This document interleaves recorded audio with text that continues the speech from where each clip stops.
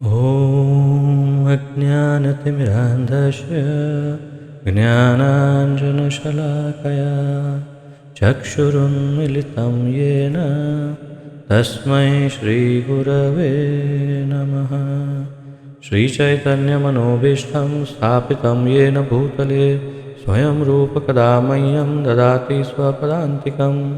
वन्देऽहं श्रीगुरो श्रीयुतपदकमलं श्रीगुरुन् वैष्णवांश्च श्रीरूपं साग्रजातं सहगणरघुनाथान्वितं तं सजीवं साद्वैतं सावधूतं परिजनसहितं कृष्णचैतन्यदेवं श्रीराधाकृष्णपादान् सहगणललिता श्रीविशाखान्वितांश्च। हे कृष्ण करुणा सिन्धु दीनबन्धो जगत्पते गोपेश गोपिकान्त राधाकान्त नमोऽस्तुते। तप्तकाञ्चन गौराङ्गी राधे वृन्दावनेश्वरी वृषभानुसुते देवी प्रणमामि हरिप्रिये। वाञ्छाकल्पतरुभ्यश्च कृपासिन्धुभ्य एव च पतितानां पावनेभ्यो वैष्णवेभ्यो नमो नमः। अनन्तकोटिवैष्णववृन्द की जय। नारायणं नमस्कृत्य नरं चैव नरोत्तमं देवीं सरस्वतीं व्यासं ततो जयमुदीरयेत्। शृण्वतां स्वकथः कृष्ण पुण्यश्रवणकीर्तनः हृद्यन्तस्तो यभद्राणि विद्युनोति सुहृत्सतां। नष्टप्रायेषु अभद्रेषु नित्यं भागवतसेवया भगवति उत्तमश्लोके भक्तिर्भवति नैष्ठिकी। ॐ नमो भगवते वासुदेवाय। ॐ नमो भगवते वासुदेवाय। ॐ नमो भगवते वासुदेवाय। नमः ॐ विष्णुपादाय कृष्णप्रेष्ठाय भूतले श्रीमते जयपताका स्वामिन् इति नामिने। नमो आचार्यपादाय निताय कृपाप्रदायने गौरकथाधामदाय नगरग्रामतारिणे। नमः ॐ विष्णुपादाय कृष्णप्रेष्ठाय भूतले श्रीमते भक्तिवेदान्तस्वामिन् इति नामिने। नमस्ते सारस्वते देवे गौरवाणी प्रचारिणे निर्विशेषशून्यवादी पाश्चात्यदेशतारिणे। जय श्री कृष्ण चैतन्य प्रभु नित्यानंद श्री अद्वैत गदाधर श्रीवासादि गौरभक्तवृंद। हरे कृष्ण कृष्ण कृष्ण हरे हरे हरे राम राम राम हरे हरे। हरे कृष्ण कृष्ण कृष्ण हरे हरे हरे राम राम राम हरे हरे। हरे कृष्ण कृष्ण कृष्ण हरे हरे हरे राम राम राम हरे हरे।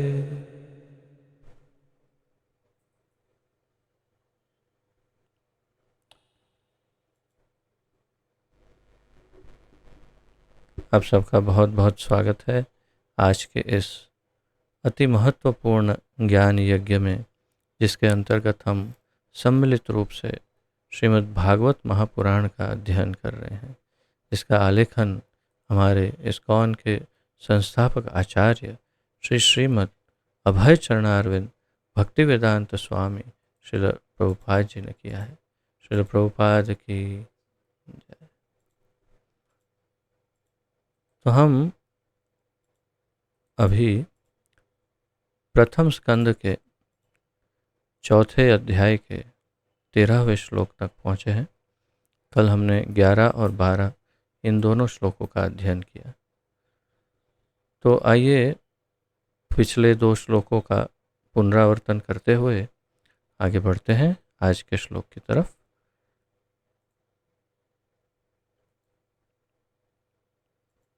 तो कल हमने, आप सब पढ़ पा रहे हैं स्क्रीन पर,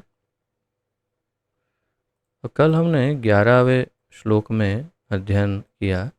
जैसे कि आप जानते हैं, शौनक ऋषि परीक्षित राजा के गुणगान करते हुए उनके विषय में प्रश्न पूछ रहे हैं। तो उन्होंने पूछा, वे इतने बड़े सम्राट थे कि उनके सारे शत्रु आकर अपनी भलाई के लिए उनके चरणों पर अपना शीश झुकाते थे और अपनी सारी संपत्ति अर्पित करते थे। वे तरुण और शक्तिशाली थे और उनके पास अलभ्य राजसी ऐश्वर्य था, तो फिर वे अपना सर्वस्व, यहाँ तक कि अपना जीवन भी क्यों त्यागना चाह रहे थे? ये प्रश्न है। तत्पश्चात 12वें श्लोक में पूछते हैं, जो लोग भगवत कार्य में अनुरक्त रहते हैं वे दूसरों के कल्याण, उन्नति तथा सुख के लिए ही जीवित रहते हैं।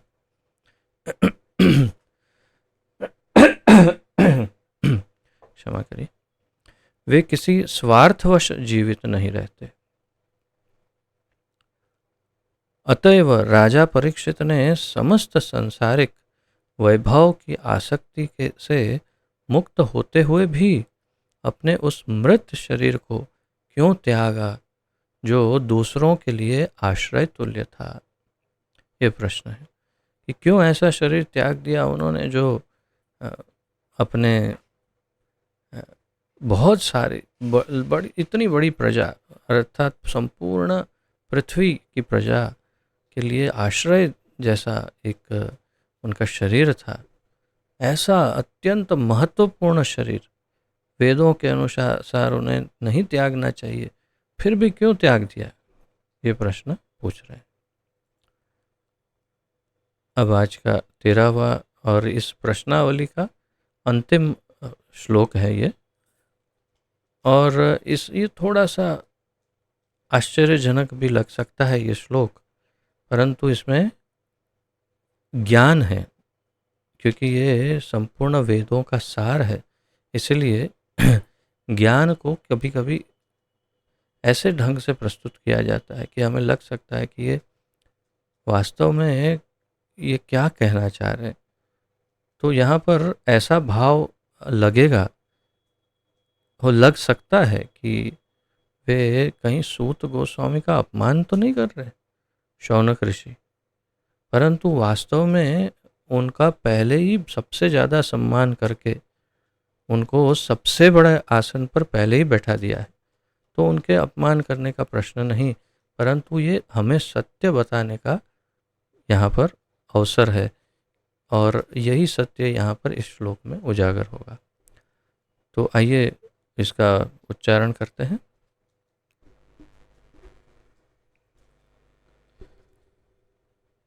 तत्सर्वं न समाचक्ष्व पृष्ठो यदिह किंचन मन्ये त्वां विषये वाचां स्नातमन्यत्र छान्दसात्।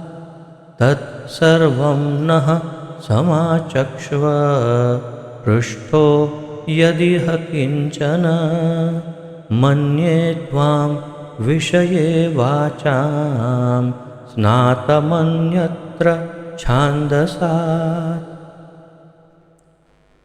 तत्सर्वं नः समाचक्ष्व पृष्ठो यदिह किंचन मन्ये त्वां विषये वाचां स्नातम अन्यत्र छान्दसात्।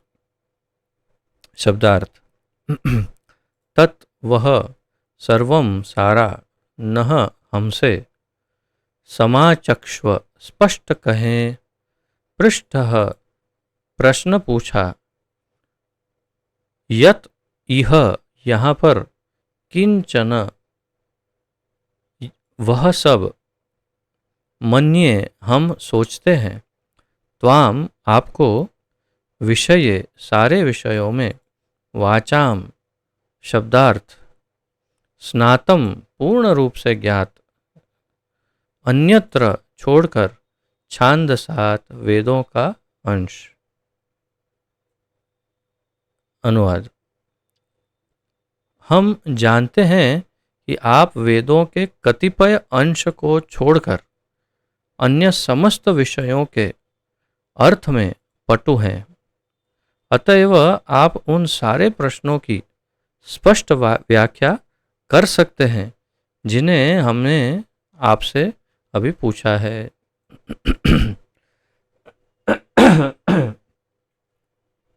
तो इसमें जिस भाव की मैं चर्चा कर रहा था, वो भाव क्यों प्रकट हो रहा है? क्योंकि पहले ही देखिए क्या पूछा उन्होंने। हम जानते हैं, शौनक ऋषि सूत गोस्वामी को कह रहे हैं कि वेदों के कतिपय अंश को छोड़कर, अर्थात वेदों का कुछ हिस्सा छोड़कर, इसमें भी आचार्यों के थोड़े थोड़े भिन्न दृष्टिकोण हैं। कुछ आचार्य कहते हैं कि सभी वेदों को छोड़कर, और कुछ आचार्य कहते हैं कि वास्तव में वेद को छोड़कर, परंतु उसका कोई महत्व ही नहीं है, क्योंकि वेदों का ही सार तो भागवत है। लेकिन प्रभुपाद जी कह रहे हैं कि वेदों के कुछ अंश को छोड़कर, और फिर अंत में एक आचार्य इसे बिल्कुल स्पष्ट करते हैं कि करेक्ट, वेदों के कुछ अंश को छोड़कर, इसलिए क्योंकि जिसमें अनुष्ठान हो, वेदों के जिन भागों में अनुष्ठान हो, वो अनुष्ठान वाले हिस्सों को छोड़कर बाकी सारा ज्ञान सूत गोस्वामी के पास है। तो वेदों के उन अनुष्ठान वाले हिस्सों को छोड़कर बाकी सब ज्ञान है, तो क्यों उसको छोड़ दिया? वेदों के उन हिस्सों को, या फिर ऐसे कह सकते हैं कि वेदों के कुछ भाग या विभाग, या तो फिर वेदों को क्यों छोड़ दिया, और बाकी सब का ज्ञान है, वेदों का ज्ञान क्यों नहीं? तो वो यहाँ पर स्पष्ट हो रहा है। भले यहाँ वक्ता ने, अर्थात प्रश्न पूछने वाले ने, प्रश्नकर्ता ने ये बताया नहीं है, क्योंकि पूरा जगत जानता है कि सूत अर्थात वे निम्न जाति में हैं, और जो निम्न जाति में हैं उनको वेदाध्ययन का अधिकार नहीं होता है। जो निम्न जाति में जन्म लेते हैं उन्हें वेदों का अध्ययन, विशेष रूप से उस विभाग का जहाँ पर अनुष्ठान आदि हो, ओमकार से शुरुआत होकर के जो अनुष्ठान के मंत्र हो, उसका अध्ययन, उसका अधिकार नहीं होता एक निम्न जाति के शूद्र या निम्न प्रजाति के लोगों को। तो इसीलिए सूत गोस्वामी ने कभी उन्हें पढ़ाई नहीं, उन्हें सिखाई नहीं, और इसीलिए सब जानते थे कि उन्हें वो पता हो सकता ही नहीं, क्योंकि वे उस प्रजाति में प्रकट हुए हैं। और इसलिए ये जानते हुए शौनक ऋषि ने कहा कि आप उन भागों को नहीं जानते, बाकी पूर्ण रूप से आप ज्ञाता है। तो इसीलिए, क्योंकि आप सबसे अधिक ज्ञानवान हैं, अर्थात ये भी है कि उन विभागों को इतना महत्व भी नहीं दिया शौनक ऋषि और बाकी सभी ऋषियों ने। वेदों के उन विभागों को जिसको सूत गोस्वामी ने नहीं पढ़ा, उन्हें महत्व भी नहीं दिया, और कहा समस्त विषयों के अर्थ में आप पटु हैं, अतएव आप उन सारे प्रश्नों की स्पष्ट व्याख्या कर सकते हैं। हम जानते हैं कि आप कर सकते हैं, जिन्हें हमने आपसे अभी पूछा है। तो यहाँ उनका बिल्कुल भी अपमान नहीं है, परंतु ये जानते हैं और ये कहना चाहते हैं कि उन वेदों के हिस्सों को छोड़ दिया तो क्या हो गया।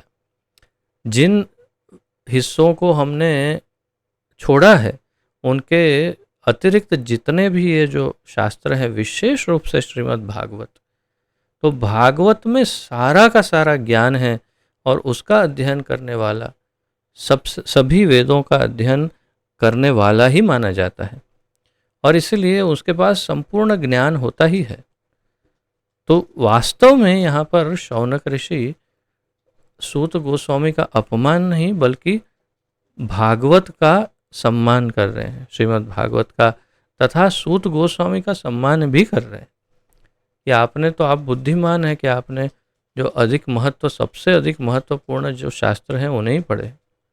इसके विषय में अनेक टीकाएँ, अनेक मतांतर हैं, तो ये सब हम जितना जो सार रूप में महत्व है वो मैं आपको समझाऊंगा, प्रयास करूंगा। और ये इसका तात्पर्य भी मुख्य रूप से श्रील प्रभुपाद जी ने श्रील जीव गोस्वामी के तात्पर्य के अनुसार लिखा है। तो इसलिए जीव गोस्वामी के तात्पर्य को हम अलग से नहीं पढ़ेंगे। फिर तात्पर्य, वेदों तथा पुराणों में वही अंतर है जो ब्राह्मणों एवं परिव्राजकों में होता है।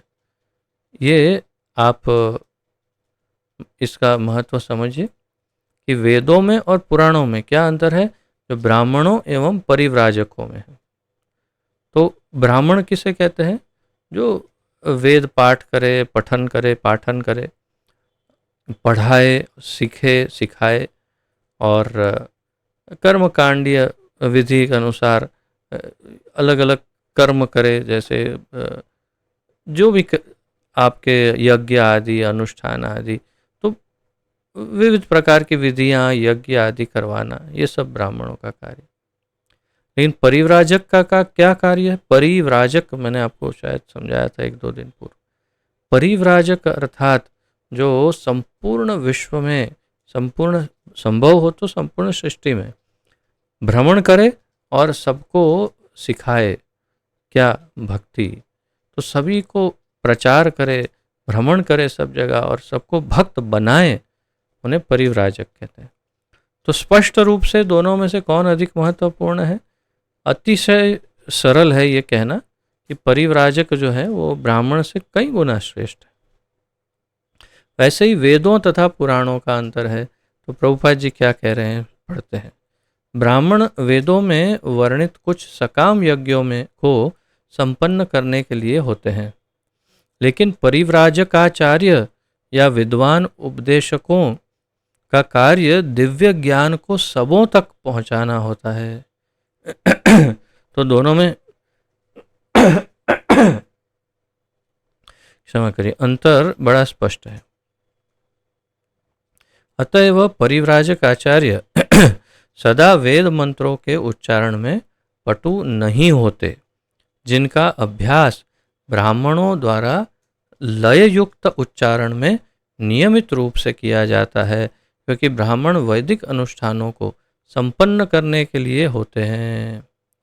तो जैसे कुछ मंत्रों का उच्चारण ब्राह्मणों को जो ज्ञात होता है, हो सकता है परिव्राजक आचार्य को ना पता हो, क्योंकि ब्राह्मणों को बिल्कुल एकदम शुद्ध लय के अनुसार उन्हें उच्चारण करना सिखाया जाता है।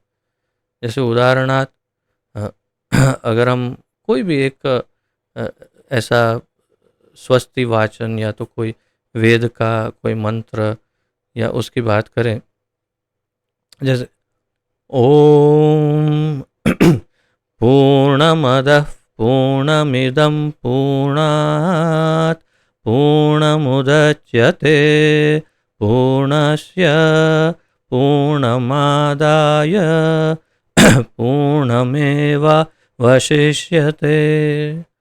आप दो बात समझ सकते हैं, एक तो मेरा गला बैठा हुआ है और उच्चारण का लय पूरा टूट गया है। अर्थात मैंने बिल्कुल अशुद्ध उच्चारण किया है, जो किया वो बिल्कुल गलत उच्चारण किया। लेकिन मैं आपको बताना चाह रहा था कि मैंने भी बचपन में ये सीखा था कि कैसे कौन सी मात्रा ऊपर आएगी, कौन सी मात्रा नीचे जाएगी। ये सिखाया गया था मुझे बचपन में, और उसके अनुसार, उसी लय के अनुसार उसका उच्चारण होना चाहिए। अगर एक मात्रा ऊपर की या नीचे की या कुछ इधर या उधर हो गया तो अर्थ बदल जाता है, और उसका अशुद्ध उच्चारण होने से विपरीत फल भी मिल सकता है, जैसा कि हम आगे भागवत में देखेंगे वृत्रासुर के जन्म के संदर्भ में हुआ था। तो ये शुद्ध उच्चारण एकदम हमारे मायापुर के गुरुकुल में इसी प्रकार का उच्चारण हमारे गुरुकुलियों को, बच्चों को सिखाया जाता है। वहाँ पर बिल्कुल शुद्ध ब्राह्मण उच्चारण यज्ञ करने आदि के लिए। ऐसा उच्चारण हो सकता है एक परिव्राजक आचार्य को न पता हो, और उसको जानने की आवश्यकता है जरा भी नहीं है, क्योंकि वो उसका कार्य ही नहीं है। वो उसका कार्य है ही नहीं। ब्रह्म कर्म वो उसका कार्य नहीं है। उसका कार्य है प्रचार, लोगों को भक्त बनाना, भगवान का संदेश देना। जैसे सुखदेव गोस्वामी, जैसे सूत गोस्वामी, जैसे नारद मुनि, ये सब हमेशा प्रचार करते हैं, भगवान के नाम का प्रचार, तो उन्हें ये सब सीखने की आवश्यकता नहीं। तो इसीलिए यहाँ पर दोनों का अंतर बताया कि पुराण में और वेदों में, अब बताएंगे प्रभुपाद जी। लेकिन इससे यह नहीं समझना चाहिए कि भ्रमणशील उपदेशकों यानी परिव्राजकों की अपेक्षा ब्राह्मण अधिक महत्वपूर्ण है। भ्रमणशील उपदेशक अर्थात जो भ्रमण करे, जो यहाँ से वहाँ एक जगह से दूसरी जगह जाए और प्रचार करे, दूसरों को भक्त बनाए, जगह जगह जाते जाते, ऐसे लोगों को ब्राह्मणों से अधिक कम महत्वपूर्ण नहीं समझना चाहिए। ब्राह्मण अधिक महत्वपूर्ण नहीं है, ये निश्चित है। जो परिव्राजक आचार्य है, जो भ्रमण करके सभी को भक्त बनाते हैं, वे ही सर्वश्रेष्ठ है, यानी वैष्णव जो प्रचार करते हैं वे एक साथ एक तथा भिन्न है, क्योंकि विभिन्न मार्गों के होते हुए भी उनका लक्ष्य एक है। तो दोनों एक साथ एक तथा भिन्न है कह रहे हैं, क्योंकि दोनों के विभिन्न मार्ग के होते हुए भी उनका लक्ष्य क्या है, सेम है। दोनों का एक ही लक्ष्य, एक ही ध्येय है। वैदिक मंत्रों में एवं पुराणों तथा इतिहास में जो कुछ वर्णित है उनमें भी कोई अंतर नहीं है। अब इसी प्रकार बिल्कुल ये जीव गोस्वामी जो जो बता रहे हैं, बड़े विस्तार से बहुत सारे प्रमाणों के साथ बता रहे हैं जो जीव गोस्वामी, वही सब प्रभुपाद जी ने यहाँ पर केवल सामान्य भाषांतर करके समझा दिया। वैदिक मंत्रों में एवं पुराणों में तथा इतिहास में जो कुछ वर्णित है उनमें भी कोई अंतर नहीं है। अब उन्हीं का नाम लेकर के स्पष्ट करते हैं प्रभुपाद जी। श्रील जीव गोस्वामी के अनुसार माध्यन्दिन श्रुति में उल्लेख हुआ है कि सारे वेद अर्थात साम, अथर्व, ऋग, यजुर, पुराण, इतिहास, उपनिषद आदि परम पुरुष के श्वास से उद्भूत हैं। तो ये जिस प्रभुपाद जी जिस श्लोक की बात कर रहे हैं, हम उसे देख सकते हैं। ये वास्तव में जैसे उन्होंने कहा माध्यन्दिन उपनिषद श्रुति, उसमें ये बताया गया है। तो ये कौन सा श्लोक है? एवं वा अरेस्या महतो भूतस्य निश्वासितम एतद यद ऋग्वेदो यजुर्वेदः सामवेदो। अर्थात और एक और है अर्थवांगिरस इतिहासः पुराणम विद्या उपनिषदः। तो ये पूर्ण श्लोक हुआ। श्लोक का क्या अर्थ है? ऋग, यजुर, साम और अथर्ववेद, ये चार, ऋग्वेद, सामवेद, अथर्ववेद, यजुर्वेद। इतिहास 5, पुराण 6 और उपनिषद 7 परम भगवान की श्वास है। और प्रभुपाद जी ने यहाँ माध्यन्दिन श्रुति कहा है, जो मैंने जीव गोस्वामी के टीका से जो इसको उद्धृत किया, उसमें लिखा है बृहद आरण्यक उपनिषद 2:4-10। बृहदारण्यक उपनिषद में दूसरे स्कंद के चौथे अध्याय के 10वें श्लोक में ये बताया गया कि ये सारे ऋग्वेद, ये चारों वेद, इतिहास, पुराण और उपनिषद परम भगवान की श्वास है। तो बाकी सब समझ में आ जाएगा। चार वेद भगवान, ठीक है, उपनिषद ठीक है, पुराण, चलो पुराण भी, लेकिन इतिहास भी क्या भगवान का? हिस्ट्री इतिहास, वो भी भगवान की श्वास है। बिल्कुल, ये हमारी जो स्कूलों में पढ़ाई जाने वाली इतिहास की किताबें हैं वो नहीं, जो ये मुसलमान राजा, वो ये राजा, वो राजा, ऐसा वो वाला इतिहास नहीं।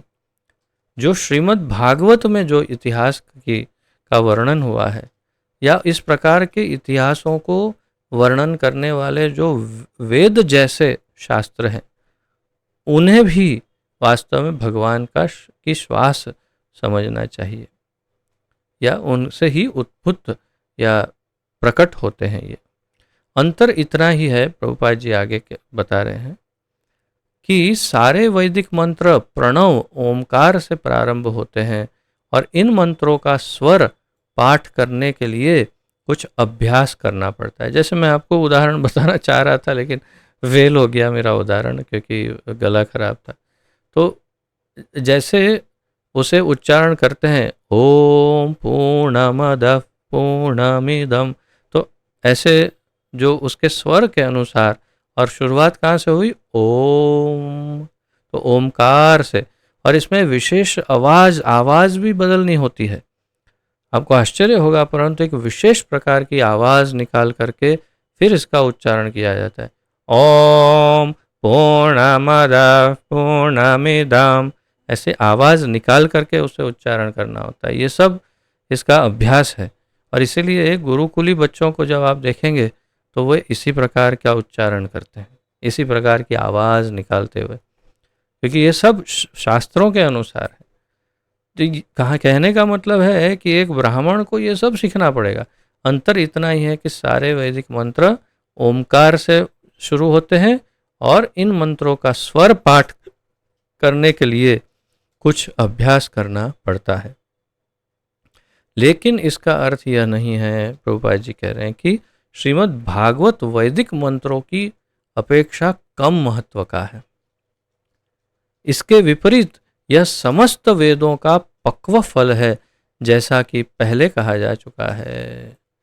तो ये सबसे महत्वपूर्ण बात है कि कभी ये नहीं समझे कि वेदों में ये सब इतना गहन है ज्ञान, और भागवत तो बड़ा सरल है, उसमें तो सीधे सीधे श्लोक हैं और स्टोरियां हैं, कथाएं, तो अर्थात कि वेद ही बहुत महत्वपूर्ण है। ऐसी बात बिल्कुल ही नहीं है, बल्कि इससे विपरीत है।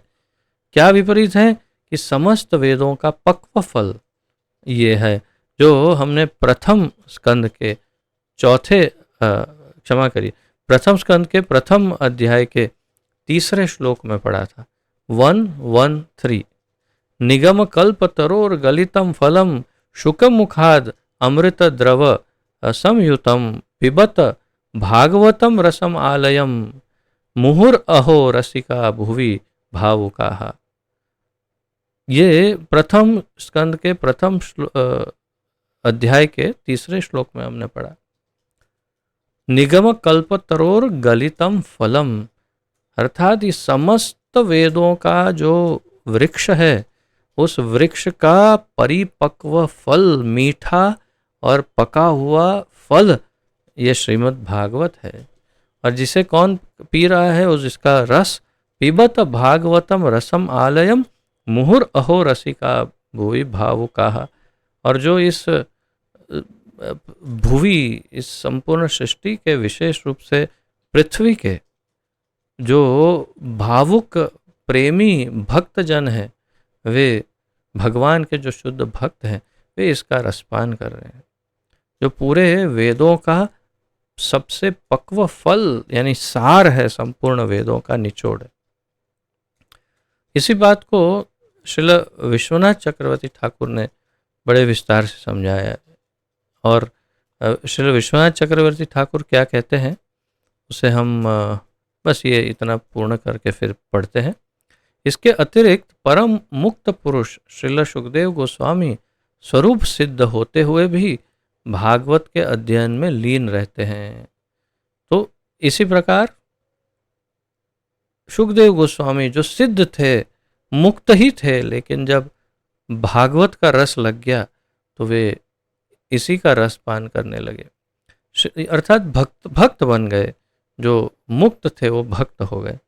श्रील सूत गोस्वामी उन्हीं के चरण चिन्हों का अनुगमन कर रहे हैं। तो श्रील सूत गोस्वामी किनका चरण? सुखदेव गोस्वामी को फॉलो कर रहे हैं। अतएव उनका स्थान रंच मात्र भी कम महत्वपूर्ण नहीं है। तो ऐसा नहीं समझना चाहिए कि उनका स्थान महत्वपूर्ण नहीं है या कम महत्वपूर्ण है। भले ही वे वैदिक मंत्रों के स्वर पाठ में उतने पटु न हो, भले ही उनको क्योंकि वे ब्राह्मण कुल में या अन्य किसी उच्च कुल में नहीं प्रकटे, इसीलिए उनको ये आता नहीं है वैदिक मंत्रों को उच्चारण, ये सब। तो इसका अर्थ ये नहीं कि उनके पास उनका कोई महत्व नहीं या उनके पास सर्वोच्च ज्ञान नहीं। सर्वोच्च ज्ञान है लेकिन ये नहीं आता है। जैसे कि उदाहरण, हमारे कृष्ण भावनामृत आंदोलन में बहुत सारे भक्त हैं, बहुत बड़े बड़े लीडर भी हैं, और बड़े बड़े सन्यासी लीडर जो हैं सब उसमें से अधिक तो बहुत अच्छा गाते भी हैं, कभी बजा भी लेते हैं वाजिंत्र, बहुत सुंदर प्रवचन भी करते हैं, सब करते हैं। लेकिन ये आवश्यक नहीं कि इसमें से सारे सन्यासी जो बहुत अच्छे प्रवचन करते हो, जो बहुत अच्छे लीडर हो, बहुत अच्छा बोलते हो, बहुत अच्छा अध्ययन हो, वे अच्छा गाते ही हो। ऐसा बिल्कुल आवश्यक नहीं। ऐसे कई लीडर हैं जो नहीं गा सकते अच्छे से, तो वे किसी अन्य भक्त को कहते हैं कि आप गाइए। जैसे भागवत क्लास होता है तो जय राधा माधव गाने के लिए किसी अन्य को कहते हैं और वे फिर प्रवचन देते हैं। तो इससे क्या होगा आपका, अरे इनको गाना नहीं आता, इनको किसने बैठा दिया व्यासासन पर? ऐसे नहीं होता। अर्थात क्या महत्वपूर्ण है, वेदों के वो सब मंत्र आदि या वो हिस्से नहीं आते तो कोई फर्क नहीं पड़ने वाला, क्योंकि उनके पास जो सबसे महत्वपूर्ण ज्ञान है वो है, जो वास्तविक अनुभूति की अपेक्षा अभ्यास पर अधिक निर्भर करता है। प्रभुपाद जी कह रहे हैं तो वास्तविक अनुभूति की अपेक्षा अभ्यास अधिक महत्वपूर्ण है। तो इसे आप अवश्य ही मार्क कर सकते, क्या कम से कम इतना तो अवश्य ही कि जिसमें अभ्यास से अधिक क्षमा करिए, वास्तव अनुभूति से अधिक अभ्यास महत्वपूर्ण है। तोता रटनंत की, नहीं यहाँ पर कुछ, हाँ रटन केवल रटन ऐसा कुछ हो गया। एनीवे यहाँ शायद प्रिंटिंग मिस्टेक होगी। तोता की रटन की अपेक्षा, तोता रटन की अपेक्षा अनुभूति अधिक महत्वपूर्ण है। यानी कि यदि कोई तोते को सिखाए, बोलो राम तो राम बोलेगा, बोलो रहीम तो रहीम बोलेगा, उसको बोलो कि तुम बहुत अच्छे हो तो बोले तुम बहुत अच्छे हो, अरे तुम तो मूर्ख हो तो बोले तुम मूर्ख हो, गाली सिखाओ गाली सीख ले। तो क्या फ़ायदा, उसको कुछ ज्ञान ही नहीं है तोते को, केवल जो सिखाया वो रिपीट करता है टेप रिकॉर्डर की तरह। तो ऐसा रटन जो है उसकी अपेक्षा अनुभूति और उसका अभ्यास से जो ज्ञान प्राप्त होता है वो अधिक महत्वपूर्ण है, श्रील प्रभुपाद जी कहते हैं। तो इसे भी अवश्य इसी में भाग कर देना चाहिए। अब देखते हैं आचार्यों का मत, विशेष रूप से श्रील विश्वनाथ चक्रवर्ती ठाकुर और फिर श्रील श्रीधर स्वामी क्या कहते हैं। तो श्रील विश्वनाथ चक्रवर्ती ठाकुर कह रहे हैं, स्नातम वाचम का अर्थ है यहाँ पर, ये शब्द है स्नातम वाचम स्नातम, वाचम स्नातम ये शब्द है यहाँ पर। तो वाचम स्नातम, तो स्नातम वाचम का अर्थ है कहने की पूर्ण क्षमता होना। तो शब्दार्थ वाचम यानी शब्दार्थ और स्नातम यानी पूर्ण रूप से ज्ञाता, तो बोलने की पूरी क्षमता होना। तो इनका स्तुतिगान कर रहे हैं कि आपके अंदर बोलने की पूरी क्षमता है, ऐसा शौनक ऋषि कह रहे हैं। अन्यत्र छंदसात का अर्थ क्या है, कह रहे हैं अन्यत्र छंदसात, यहाँ पर है अन्यत्र छंदसात, ये देखिए अन्यत्र छंदसात। तो इसका अर्थ श्रील विश्वनाथ चक्रवर्ती समझाते हैं, वेदों के कथनों से भिन्न, क्योंकि आप उसके लिए योग्य नहीं हैं, या तो ऐसा तो नहीं, हम डायरेक्ट नहीं कह सकते कि आप योग्य नहीं हैं, परंतु आप उसके लिए योग्य नहीं है। क्यों? क्योंकि आप निम्न कुल में प्रकटे हैं, इसलिए आप उन छंदों के वेदों के उन हिस्सों को नहीं कर सकते। तो इसीलिए तो वेदों के कथनों से भिन्न, इसीलिए कहा अन्यत्र छंदसात, अर्थात वेदों से अलग जो ज्ञान है वो। किसी को यह चिंता नहीं करनी चाहिए कि सूत जी की विशेष योग्यता के कारण भागवत वेदों से हीन है। कोई ये सोच सकता है अरे क्योंकि सूत गोस्वामी एक तो वेद नहीं पढ़े और जो बोल रहे हैं वो तो स्टोरी वाला पूरा एक ग्रंथ है भागवत। इसका अर्थ है कि भागवत का महत्व ज़्यादा नहीं, ऐसा अगर कोई सोच रहा हो तो श्रील विश्वनाथ चक्रवर्ती ठाकुर उसे सावधान कर रहे हैं। सभी व्यक्ति सभी वेदों भागवत के वृक्ष भागवत के वृक्ष के अंतिम फल के लिए योग्य हैं। ये सबसे महत्वपूर्ण वाक्य है उनका। सभी व्यक्ति सभी वेदों के अंतिम फल रूपी, यानी सभी वेदों रूपी वृक्ष के अंतिम फल रूपी भागवत के लिए योग्य है। आप समझिए, इसमें वाक्य रचना थोड़ी गड़बड़ है, इसलिए मैं आपको सही करके बता रहा हूँ क्रम, कि सभी व्यक्ति जितने भी लोग हैं, जो भी है, किसी भी वर्ण, किसी भी प्रजाति, कोई भाषा, कैसा भी, जो भी, हर एक व्यक्ति, मनुष्य, सभी मनुष्य संपूर्ण वेदों के रूपी वृक्ष का जो पक्व फल है भागवत, उस फल के लिए सभी योग्य है। अर्थात किसी भी व्यक्ति को आप भागवत दे सकते हैं, वो पढ़ सकते हैं, इसमें कोई प्रॉब्लम नहीं है। और भागवत वेदों के वृक्ष का फल होने के नाते सभी श्रुतियों का सार है, और इसलिए सभी श्रुतियाँ जो जिनको छंद जो नहीं आता सूत गोस्वामी को, उसका सार भी तो भागवत ही है, इसलिए उनको नहीं आता है, क्या प्रॉब्लम है, कोई फर्क नहीं पड़ने वाला, सब कुछ आता ही है उन्हें, क्योंकि उन्हें भागवत आता है, आती है, जो भी कही। तो ये काफ़ी लंबा जो लिखते हैं उसमें से मैं जो महत्वपूर्ण है उतना आपको प्रस्तुत करता हूँ। और श्रीधर स्वामी क्या कहते हैं, श्रीधर स्वामी कहते हैं छंदसाद अन्यत्र का अर्थ है वैदिक विषयों को छोड़कर, अर्थात वेदों के विषयों को छोड़कर। ऐसा इसलिए कि आप त्रिवर्णिक अर्थात 3 वर्ण, ब्राह्मण क्षत्रिय वैश्य, त्रिवर्णिक से भिन्न शूद्र वर्ण के हैं। तो शौनक ऋषि ये कहना चाहते हैं कि आप त्रिवर्ण में नहीं हैं, आप ब्राह्मण नहीं, क्षत्रिय नहीं, वैश्य नहीं, आप शूद्र हैं। तो और शूद्रों को वेदाध्ययन में अधिकार नहीं है, फलतः आप वेदों को छोड़कर अन्य शास्त्रों में पारंगत हैं। तो ये स्पष्ट रूप से श्रीधर स्वामी भी समझा रहे। तो इस प्रकार यहाँ पर ये स्पष्ट है कि बिल्कुल भी उनके अपमान का भाव ही नहीं, अन्यथा वे नीचे नहीं बैठते और उनको ऊपर नहीं बैठाते, क्योंकि वे तो ऋग्वेद में सबसे अधिक पारंगत हैं, शौनक ऋषि, हमने सुना। तो जिन्हें वेद नहीं आते उन्हें कैसे उन्होंने ऊपर के स्थान पर बिठा दिया, लगभग गुरु की तरह। तो इसका अर्थ बहुत स्पष्ट है कि वास्तव में भले ही सूत गोस्वामी को वेदों के उन हिस्सों का ज्ञान नहीं हो, परंतु क्योंकि उन्हें भागवत का ज्ञान है, इसलिए वे सर्वाधिक महत्वपूर्ण हैं और वे सबसे बड़े ज्ञानी भी हैं। तो भागवत का यहाँ पर वास्तव में स्तुतिगान है।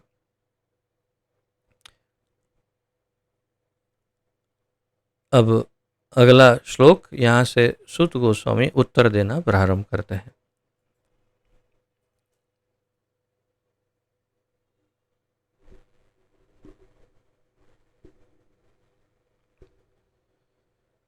सूत उवाच द्वापरे समनुप्राप्ते तृतीये युगपर्यये जातः पराशराध्योगी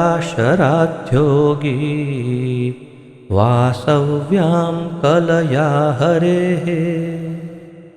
सूत उवाच द्वापरे समनुप्राप्ते तृतीये युगपर्यये जातः पराशराद्योगी वासव्यां कलया हरेः। सूत उवाच द्वापरे समनुप्राप्ते तृतीये युगपर्यये जातः पराशराद्योगी पराशर और पराशरात और योगी। योगी कौन, आगे देखते हैं किसकी बात है। वासव्याम, व्यास नहीं है ये शब्द, ध्यान रखिए उच्चारण में। वासव्याम यानी वसु के द्वारा या वसु की पुत्री के द्वारा, तो वासव्याम कलया हरे है शब्दार्थ। अब यहाँ पर वास्तव में इस श्लोक में एक ही श्लोक में, अब सोचिए कि एक एक का इतिहास लिखेंगे तो कुछ करोड़ श्लोक हो जाएंगे भागवत के, और यहाँ तो 7 दिन की बात थी, तो 7 दिन में क्या क्या समझाते। इसलिए जो सुखदेव गोस्वामी ने कहा होगा उसका भी सार देते हुए ये सूत गोस्वामी वही बता रहे हैं, बोल तो वही रहे हैं जो सुखदेव बोले होंगे।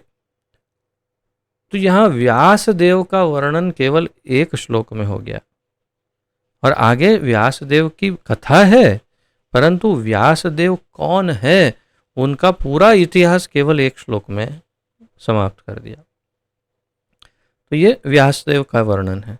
सूतः उवाच, सूत गोस्वामी ने कहा, द्वापर युग में समनु प्राप्ते आविर्भाव होने पर यानी प्रकट होने पर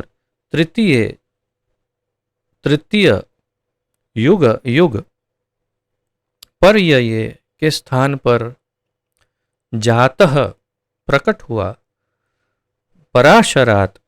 पराशर से योगी महान ऋषि यानी व्यासदेव। वासव्याम वसु की पुत्री के गर्भ में, कलया पूर्ण अंश में, यानी ये कला जो एते चांस कला पुंस, तो भगवान की जो कलाएं हैं अर्थात उनका एक अवतार, जिसे कला और फिर हमने अलग अलग उसके विभाजन देखे थे। तो कलया यानी पूर्ण अंश में हरे है भगवान के। अब ये बड़ा महत्वपूर्ण श्लोक है और इसमें कुछ ऐसी चीज़ें उजागर होंगी। मैं आपको अंत में कुछ अलग ही जो सभी आचार्यों के कुछ सारांश अलग रूप से प्रस्तुत करने का प्रयास करूंगा, जो वास्तव में आचार्यों की टीका से नहीं लिया गया, या तो अन्यत्र कहीं लिखे हुए उनकी टीकाओं से लिया हुआ है अलग अलग आचार्यों, क्योंकि इसमें बहुत सुंदर स्तुतिगान है व्यासदेव का, इसीलिए मैं वो सब चर्चा करूंगा आपके साथ। तो यहाँ पर महत्वपूर्ण क्या क्या है। एक तो कलया ये शब्द कि भगवान के एक्चुअली डायरेक्ट अवतार पूर्ण अंश में, अर्थात ये व्यासदेव जो है वे भगवान के डायरेक्ट अवतार है, शक्ति आवेश अवतार नहीं है, ये स्पष्ट करेंगे आचार्यगण। और शक्ति आवेश अवतार वाले व्यास जी भी होते हैं, लेकिन वे अलग मनवंतरों में या अलग युगों में होते हैं। हमारे जो व्यासदेव जो हैं वे भगवान के पूर्ण अंश अवतार हैं, अर्थात शक्ति आविष्ट जीव नहीं है, भगवान ही है स्वयं। अब यहाँ और कौन से शब्द, पर्यये के स्थान पर, पर्यायी वाची, अर्थात उसकी जगह और क्या बोल सकते हैं आप, ऐसा उसे पर्यायी वाची, या अंग्रेजी में कहते हैं प्रॉक्सी, ऐसी यानी इसके स्थान पर वो, ये नहीं आया कोई बात नहीं, उसके स्थान पर इसे, तो उसे कहते हैं प्रॉक्सी, या उसके स्थान पर, या तो अदला बदली, उसका अर्थ एक और है अदला बदली। तो यहाँ एक किसके संदर्भ में ये सारी बातें हैं, युग के विषय में, युग पर्यये अर्थात युग की अदला बदली में। इसका विस्तार आगे होगा, हम पढ़ते जाते हैं और मैं आपको बताता जाऊंगा। और तो इसका अनुवाद देखते हैं। सूत गोस्वामी ने कहा, जिस समय द्वापर युग का त्रेता युग से अति व्यापन हो रहा था, तो वसु की पुत्री सत्यवती के गर्भ से पराशर द्वारा महान ऋषि अर्थात व्यासदेव ने जन्म लिया। अब इसका अर्थ समझते हैं। जिस समय द्वापर युग का त्रेता युग से अति व्यापन हो रहा था, इसका क्या अर्थ है? अंग्रेजी में क्या लिखते हैं Prabhupada ji? When the second millennium overlapped the third millennium। तो इसका अर्थ इस प्रकार है कि जिस वास्तव में प्रभुपाद जी भी इसे समझाते हैं बहुत अच्छी तरह से तात्पर्य में, तो तात्पर्य के लिए छोड़ देते हैं ये हिस्सा, हम तात्पर्य में प्रभुपाद जी इसे सुनते हैं। और वसु की पुत्री, और ये भी इस सब समझाएंगे कि कौन है वसु और सत्यवती कौन है, ये सब उनके। तो वसु की पुत्री सत्यवती, उनके गर्भ से पराशर ऋषि के द्वारा, तो सत्यवती पराशर ऋषि की पत्नी, और उन दोनों के पुत्र व्यासदेव ने जन्म लिया। तात्पर्य, सत्य द्वापर त्रेता तथा कली चारों युगों, देखिए क्या लिखा है प्रभुपाद जी ने, ध्यान से पढ़िए, ये गलती नहीं है, ये सही क्रम लिखा है उन्होंने। सत्य द्वापर त्रेता तथा कली। हम हमेशा क्या कहते हैं? हम सामान्य रूप से कहते हैं चार युग है। कौन से चार युग है? सत्य, त्रेता, द्वापर और कली। याद है, स्मरण है? सत्य, त्रेता, द्वापर और कली हम कहते हैं, ये क्रम है।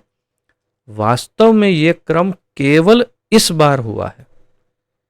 वास्तव में ये क्रम केवल इसी युग साइकिल में हुआ है। अन्यथा हमेशा सत्य, द्वापर, त्रेता और फिर कली आता है। प्रभुपाद जी समझाते हैं आगे। तो सत्य, द्वापर, त्रेता तथा कली चारों युग का एक कालक्रम होता है, लेकिन कभी कभी इनमें अति व्यापन हो जाता है, अर्थात एक दूसरे के साथ अदला बदली हो जाती है। वैवस्वत मनु के राज्य काल में चतुर्युगों के 28वें चक्र का अतिव्यापन हुआ था, और तृतीय युग द्वितीय युग के पहले ही पड़ गया था। अर्थात ये इसी को आपको हमेशा ध्यान में रखना है। अतिव्यापन या अदला बदली कैसे हुई?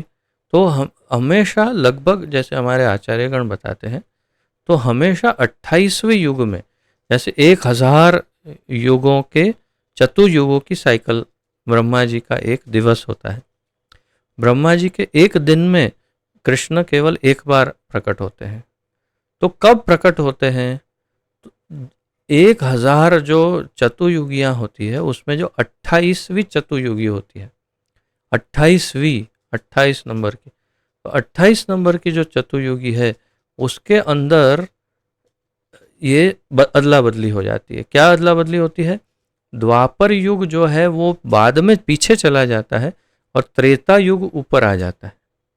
तो सत्य फिर त्रेता हो जाता है, होना चाहिए द्वापर, हो गया त्रेता, फिर द्वापर और फिर कली, ऐसे हो जाता है। उसी समय द्वापर युग में कृष्ण आते हैं, जब ऐसा होता है अदला बदली तब। तो वैवस्वत मनु के राज्य काल में चतुर्युगों के 28वें चक्र का अतिव्यापन हुआ था।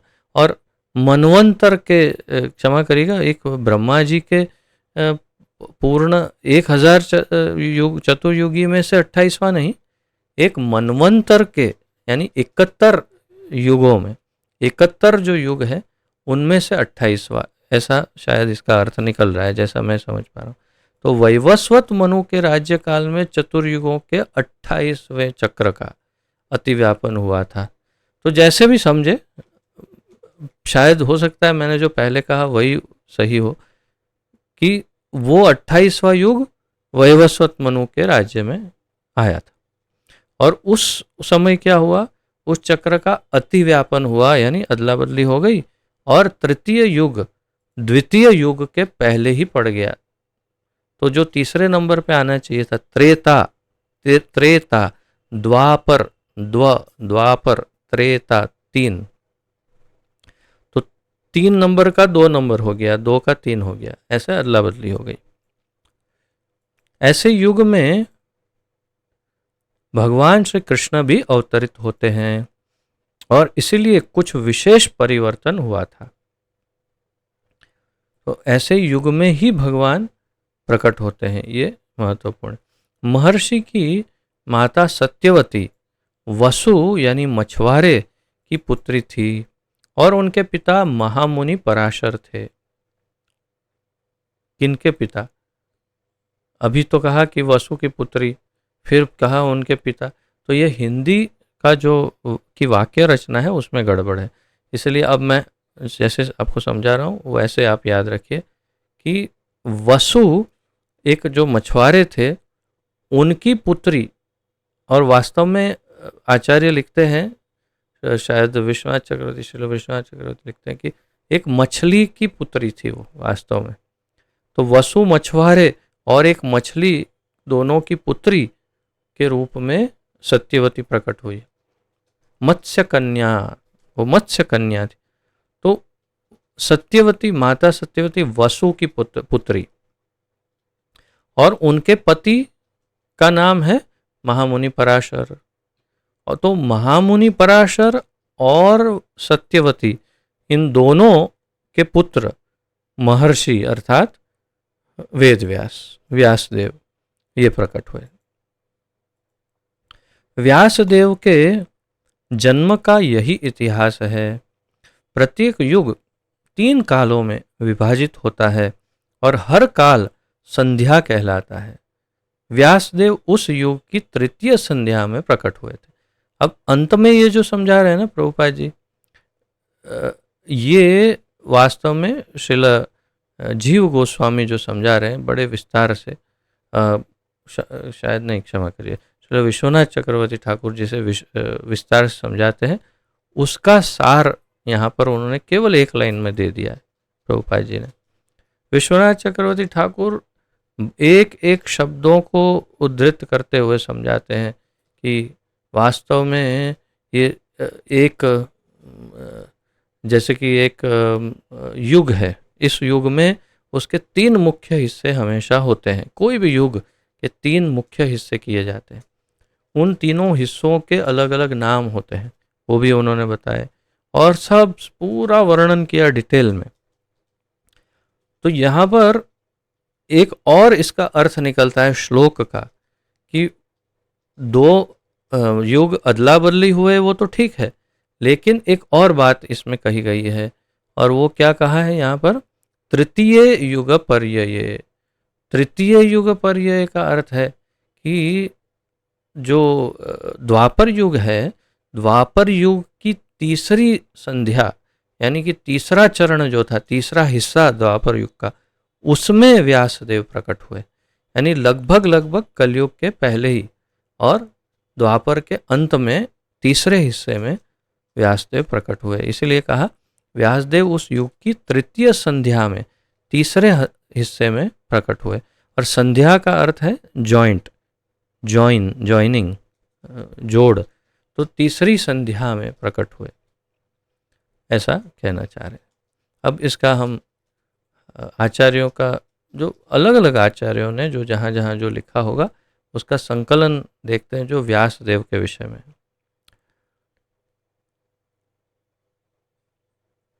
मैं ऐसा करता हूँ, इसे स्क्रीन बना करके शेयर करता हूँ, तो आप पढ़ सकते हैं, आपको आनंद आएगा इसका।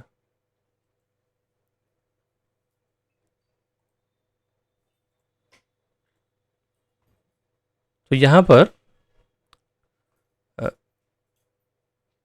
सिद्धांत दर्पण का प्रथम पाठ जो है उस ग्रंथ में लिखा हुआ है, पिता परसरो यस्य शुकदेवस्य यः पिता तम व्यासं बदरीवसं कृष्ण द्वैपायनम भजे। मैं पराशर मुनि के पुत्र श्रील कृष्ण द्वैपायन व्यास की पूजा करता हूँ, जो बद्रिक आश्रम में रहते हैं और सुखदेव गोस्वामी के पिता हैं। मैं पराशर मुनि के पुत्र श्रील कृष्ण द्वैपायन व्यास की पूजा करता हूँ, जो बद्रिक आश्रम में रहते हैं और सुखदेव गोस्वामी के पिता हैं। एकदम स्पष्ट। फिर नंद मिश्र द्वारा तात्पर्य, ये नंद मिश्र नाम के एक टीकाकार हैं, उनके द्वारा तात्पर्य हमारे गौड़ीय वैष्णव ही हैं। श्यामोपि यह श्रुति सरोरुहा बोध रक्तः संतोपि योस्याति तमस ततिम अंतरस्थम प्रत्यक पदम दिशति यह परम स्वगोभिर व्यासम तर्ण अद्भुत रविम शरणम प्रपद्य। मैं श्रील व्यास देव की शरण लेता हूँ, जो एक अद्भुत सूर्य की तरह हैं, जो अपने पारलौकिक ज्ञान की किरणों से बद्ध आत्माओं को आध्यात्मिक जगत दिखाते हैं।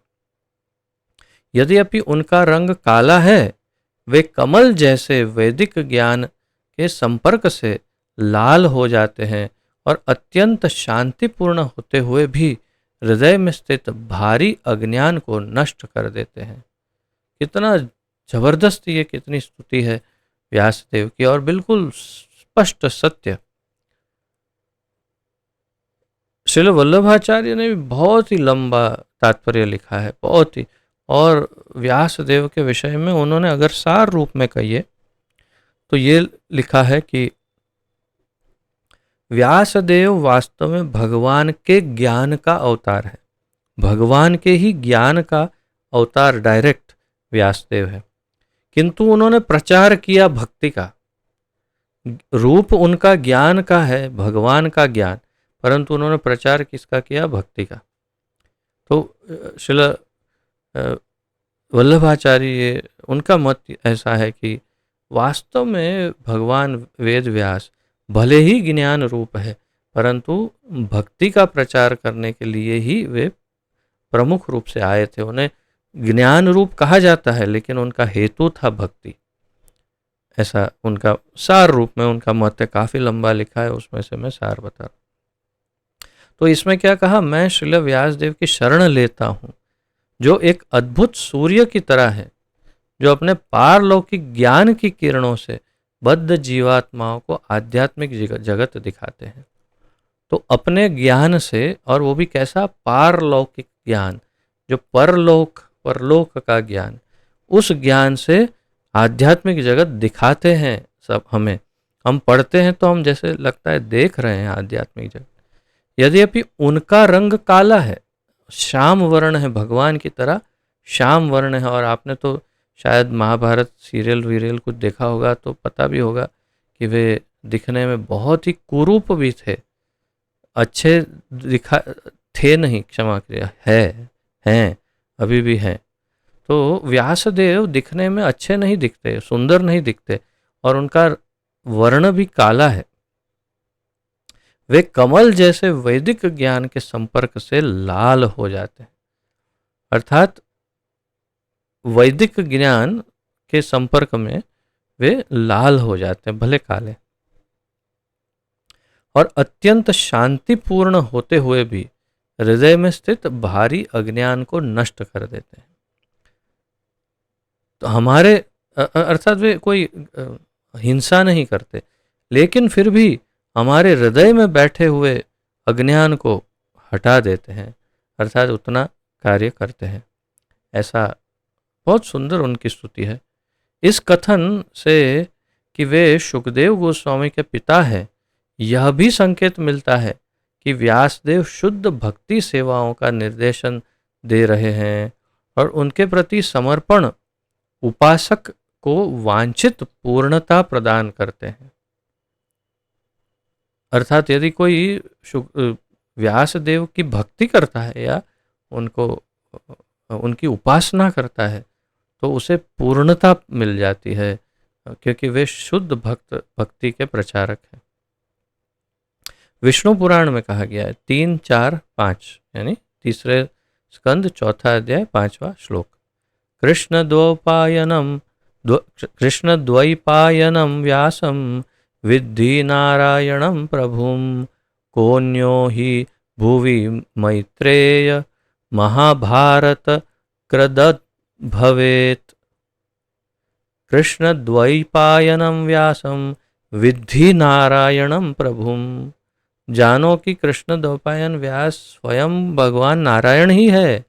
कोन्यो ही भुवि मैत्रेय ऋषि, और इस पृथ्वी पर कौन महाभारत कृत भवेत। महाभारत जैसा ग्रंथ और कौन लिख सकता था। मेरे प्रिय मैत्रेय, तुम पिता होना क्षमा करिए, मेरे प्रिय मैत्रेय, तुम्हें पता होना चाहिए कि श्रील कृष्ण द्वैपायन व्यास स्वयं भगवान नारायण हैं। स्वयं भगवान नारायण है। पृथ्वी पर और कौन महाभारत का लेखक हो सकता है। और फिर ये सब के संपादक ने लिखा हुआ है नीचे, कुछ युग में व्यासदेव सर्वोच्च भगवान का विस्तार है, जबकि अन्य में वे उनके द्वारा सशक्त एक जीवित इकाई यानी शक्त्यावेश अवतार हैं। वर्तमान युग के व्यास, हमारे व्यास जो अभी भगवान का विस्तार है और पराशर मुनि के पुत्र के रूप में पहचाने जाते हैं। तो हमारे जो व्यास हैं वास्तव में स्वयं भगवान है, भगवान का ही विस्तार है, ऐसा मत है लेखक का।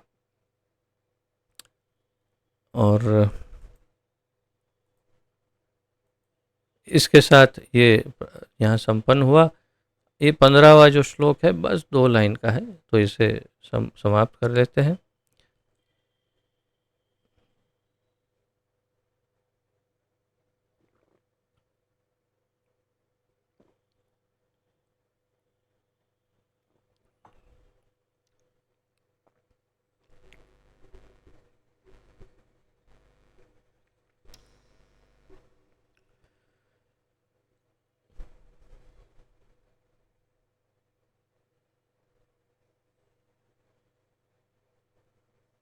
स कदाचित् सरस्वत्या उपस्पृश्य जलं शुचिः विविक्त एक आसीन उदिते रविमण्डले। स कदाचित् सरस्वत्या उपस्पृश्य जलं शुचिः विविक्त एक आसीन उदिते रविमण्डले। स कदाचित् सरस्वत्या उपस्पृश्य जलं शुचिः विविक्त एक आसीन उदिते रविमण्डले। शब्दार्थ, सह वे यानी वेद व्यास जी, कदाचित एक बार, सरस्वत्याः सरस्वती नदी के तट पर, उपस्पृश्य प्रातःकालीन आचमन से निवृत्त होकर, जलम जल से, शुचि ही पवित्र होकर, विविक्ते एकाग्रता एकह अकेले, आसीनः इस प्रकार बैठे हुए, उदिते उदय होने वाले, रविमंडले सूर्य के गोले का। एक बार सूर्योदय होते ही उन्होंने, श्रील व्यासदेव ने सरस्वती के जल से प्रातःकालीन आचमन किया या शुद्धिकरण किया और मन एकाग्र करने के लिए वे एकांत में बैठ गए। आचार्य गणों का ये मत है, विशेष रूप से श्रील जीव गोस्वामी लिखते हैं क्योंकि यहाँ पर लिखा है सरस्वती के तट पर उन्होंने आचमन करके वे बैठ गए, उसका अर्थ एकदम स्पष्ट है कि ये बद्रिक आश्रम का वर्णन है। और ये भी लिखते हैं कि जो उनका परमानेंट निवास स्थान है, अर्थात तात्पर्य उनका कहने का तो तात्पर्य यह है कि हमेशा के लिए व्यासदेव का स्थायी निवास स्थान है बद्रिक आश्रम। वे वहीं रहते हैं, हमें दिखते हो या नहीं, परंतु वे चिरंजीवी हैं और वे वहीं रहते हैं। जो 7 चिरंजीवी बताते हैं उनमें से एक हैं जो जीवित हैं और अभी वहीं रहते हैं। तो एक बार सूर्योदय होते ही उन्होंने अपना जो दैनिक कार्य है वो करके सरस्वती वहाँ से जो बह रही थी उनके जल से उन्होंने आचमन आदि किया, शुद्धिकरण किया और एक एकांत स्थान में क्षमा करिए क्योंकि आश्रम था, उनके शिष्य होंगे और उस समय तो प्रकट लीला उनकी चली रही, यानी सब जानते थे कि व्यासदेव यहाँ रहते हैं। तो उन्होंने एक ऐसा स्थान चुना जहाँ पर कोई अन्य ना हो। हमारे आचार्यों का यही मत है कि उन्होंने एक एकांत चुना जहाँ कोई अन्य उनको डिस्टर्ब ना करे, ऐसे में जाकर के वे बैठ गए। तात्पर्य, सरस्वती नदी हिमालय पर्वत के बद्रिक आश्रम क्षेत्र में बहती है, रूपा जी लिख रहे हैं। तो आपको तो स्मरण होगा ही, कल भी मैं बता ही रहा था कि वास्तव में वहाँ से ऐसे निकली सरस्वती नदी और फिर वहीं पर वो मेरे ख्याल से व्यास गुफा, और मैं तो गया नहीं हूँ, सुना है या इंटरनेट पे देखा, जहाँ पर गणेश जी और व्यास जी वो लिख रहे थे महाभारत इत्यादि, और सरस्वती देवी को किसी तरह से धरती में प्रविष्ट करा दिया ताकि उनकी आवाज़ डिस्टर्बेंस ना हो। तो वहाँ से फिर सरस्वती नदी लुप्त हो जाती है या धरती में समा जाती है, ऐसा है। कहने का तात्पर्य है कि वहाँ तक तो है, थोड़ा सरस्वती नदी वहाँ तक दिखाई देती है और फिर वहाँ से चली जाती है, ऐसा कुछ है। अब जो मैं प्रत्यक्ष गया नहीं है, जो मैंने सुना या देखा वही बता रहा हूँ। तो सरस्वती नदी हिमालय पर्वत के बद्रिक आश्रम क्षेत्र में बहती है, अतएव यहाँ पर जिस स्थान को इंगित किया गया है वह बद्रिक आश्रम में शम्याप्रास, ये श्री जीव गोस्वामी बताते हैं कि शम्याप्रास नाम की जगह है बद्रिक आश्रम में, वहाँ पर की ये बात है जहाँ श्री व्यासदेव रहते हैं, जहाँ व्यासदेव रहते हैं। थे नहीं लिखा है लिखा हुआ है। क्यों? क्योंकि अभी भी वे प्रकट है, इसलिए अभी भी जीवित है व्यासदेव। तो बद्रिक आश्रम में भी एक जगह है विशेष, शम्याप्रास, वहीं पर वेद व्यास जी बैठ गए एकांत में और ध्यान लगा रहे थे, ऐसा वर्णन है। बस इतना ही है आज के इस अनुसंधान में, और अधिक हाँ, आज के लिए उतना ही है। तो यहाँ पर आज विराम लेते हैं, इस 16वें श्लोक का अध्ययन कल करेंगे। और बस अब ये कथा ऐसा मोड़ ले रही है कि अब बस सब व्यासदेव का, नारद मुनि का और सब बहुत सारा इतिहास और कथाएं अब यहाँ से प्रारंभ हो रही है। तो इन श्लोकों के उपलक्ष्य में यदि किसी का कोई प्रश्न हो, उत्कंठा, जिज्ञासा आदि प्रस्तुत कर सकते हैं, अन्यथा फिर हम विराम लेंगे।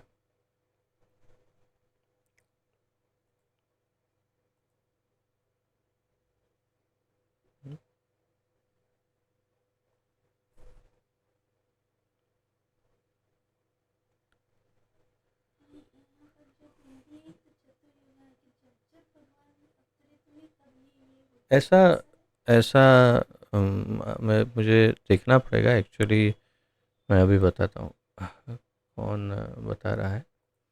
वन ऑफ द आचार्यस, उनका ये मत है।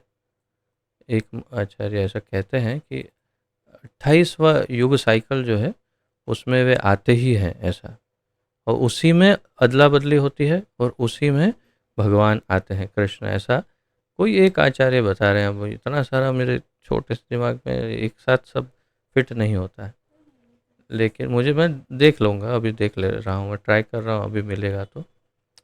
अन्यथा हमें बैठ कर के देखना पड़ेगा कौन से आचार्य ने कहा। तो कोई एक आचार्य का ऐसा मत है कि केवल उस अदला बदली वाले युग में ही भगवान प्रकट होते हैं, और वो 28वां ही होता है। हाँ, सारार्थदर्शिनी टीका में श्रील विश्वनाथ चक्रवर्ती ठाकुर ये मेंशन कर रहे हैं इस बात को कि वो 28वां, it is here, see, 28th cycle of yugas. It will be explained that Krishna, एक क्षण, it will explain that Krishna appeared in Dwapar Yuga of the 28th cycle of the yugas in Vaivasvat Manvantara. All yugas are divided, etc. और इन्होंने ही फिर समझाया है कि ये 28वां युग साइकिल जो है उसी में प्रकट होते हैं ऐसा। और थोड़ा बहुत ये श्रील वल्लभाचार्य समझाते हैं, और थोड़ा सा श्रीधर स्वामी समझाते हैं इस बात को। नहीं नहीं, भगवान जन्म लेते हैं इसीलिए एक्सचेंजेस होते हैं, नहीं, भगवान जन्म लेने वाले हैं इसीलिए इसमें इस प्रकार के एक्सचेंजेस प्रकट होते हैं। हाँ, क्योंकि वो आने वाले हैं, तो उसी के अनुसंधान में युगों में परिवर्तन आ जाता है कि हाँ भगवान आने वाले हैं, तो उनके अनुरूप, उनके अनुसार युगों में बदलाव आ जाता है, ऐसा प्रभुपाद जी का कहना है। ऐसा इतना स्पष्ट किसी आचार्य ने ऐसे नहीं लिखा कि इसीलिए बदलाव आता है, जैसे प्रभुपाद जी ने लिखा है। ये है।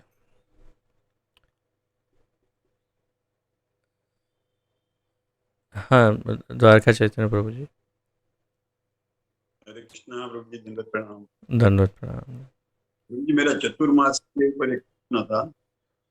आज तो एकादशी है, कल हमको पारना करना है, तो हम एक ही टाइम भोजन, तो कल का जो टाइम होता है उससे 11 बजे तक है, तो हमको ये एकादशी के पारना के लिए क्या करना चाहिए? उसी टाइम में पूर्ण प्रसाद लेना होता है। पारण टाइम के अंदर जो पारण का जो टाइम होता है, पारण का जो समय होता है, उस पारण के समय के अंतर्गत ही आपको संपूर्ण भोजन ले लेना होता है, और वो एक ही बार। ये इसके फिर पूरा दिन कुछ भी नहीं लेना होता है, यानी अन्न या जो भी लेते हैं आप, वो दोबारा नहीं लेना होता है, ये नियम है। अन्यथा फिर आप जैसे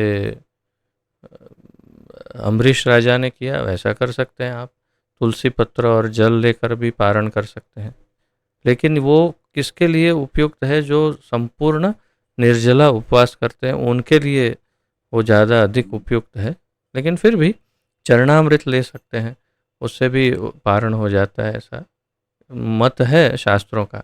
परंतु सामान्य रूप से पूर्ण भोजन उसी समय में ले लेते हैं, उस समय काल में। आप शुरुआत भी कर दो ना, अगर मान लो कि 10:30 बजे तक का, उदाहरण कि 10:30 बजे तक का हो, तो आप 10:25 को, 10:20 को आप भोजन प्रारंभ कर दो, और फिर आपका भोजन भले ही पारण समय के बाद पूर्ण हो, लेकिन प्रारंभ आपने कर दिया तो आपका पारण भी हो गया और भोजन भी थोड़ा लेट हो गया। तो इस प्रकार कर सकते हैं, एक ही बैठक में बिना उठे आप उस तरह से समाप्त कर सकते हैं। धन्यवाद।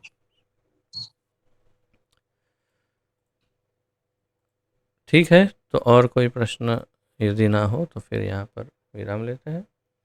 पतित पावन जगत गुरु श्रील प्रभुपाद की जय। पतित पावन गुरुदेव की जय। ग्रंथराज श्रीमद् भागवत महापुराण की जय। निताय गौर प्रेमानंदे हरि हरि बोल। अनंत कोटि वैष्णव वृंद गौर भक्त वृंद की जय।